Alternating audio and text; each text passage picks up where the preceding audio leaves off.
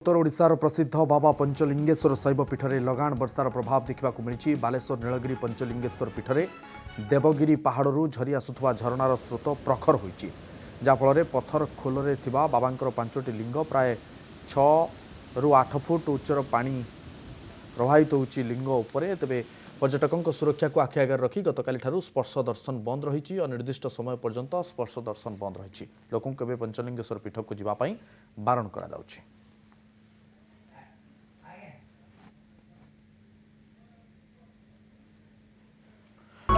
पात्र इलेक्ट्रोनिक्स संपर्क एक भरोसार।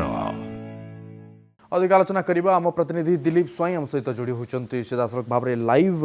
दिलीप, ये जो स्रोत आम देखुचु प्रखर स्रोत रही केते बेलू एभली स्रोत प्रवाहित होउची एवं कौन कौन पदक्षेप ग्रहण करा जायछि पंचलिंगेश्वर बाबा को दर्शन रु जदिओ बारण करा जायछि आउ कौन कौन पदक्षेप विशेष भाव में ग्रहण करिछि प्रशासन?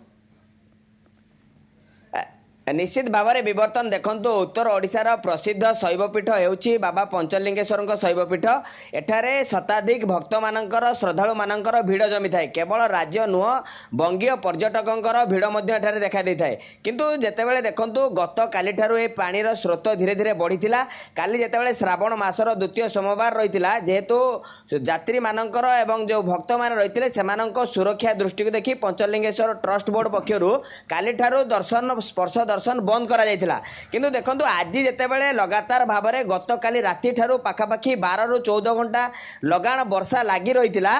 ता फल देवगिरी पहाड़ू जो झरणा आसी बाबा लिंग स्पर्श करी बोही जाए, से झरणार स्रोत धीरे धीरे प्रखर होइतिला एवं पाखापाखि बाबा लिंग उपरे 6 ରୁ 7 फुट उच्चर पानी वर्तमान चलुची। जदि कहि परिबा बाबा पीठरे थिबा जो स्टैंड बोर्ड मध्य भांगीची एवं जदि कहिबा जो स्थायी आस्थान रही जोटी बाबा लिंग पूजार्चना करा जाए, जोटी भक्त माने बाबा को पूजार्चना करिथांती, से पीठ उपरे मध्य 2 ରୁ 3 फुट उच्चरे पानी चलीची एवं बाबा जो पत्थर खोल भितर बाबा 5टी लिंग रही सेठी मध्य 6 ରୁ 7 फुट उच्चरे पानी चलीची।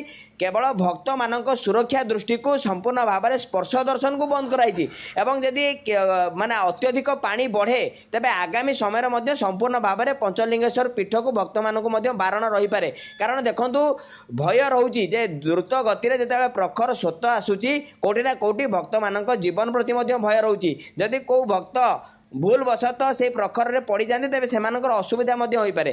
केवल जदि कहीपर यार मजा नौकरी अपर पक्षर भक्त मैंने जितेबाला भक्त मैंने आसुंच स्पर्श दर्शन करना सत, किंतु अनेक स्थान में सेठारे जो फोटो उठेबाई भक्त मानकर भिड़ जमुची एवं जेहेतु उपरू केवल बाबा दर्शन हो पारुची एवं तले लोक मानकर सेल्फी एवं फोटो पाई भक्त मानकर भिड़ जमुची। विवर्तन ओके, जदिओ बारण करा जायछि भक्त माने जाई पारु नाहंती, किंतु प्रखर स्रोत को दृष्टि रखी प्रशासन पक्षर पदक्षेप ग्रहण करा जायछि। बहुत बहुत धन्यवाद दिलीप आपनकर सूचना में।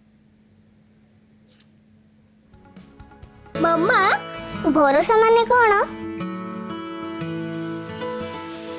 पात्र इलेक्ट्रोनिक्स संपर्क एक भरोसार।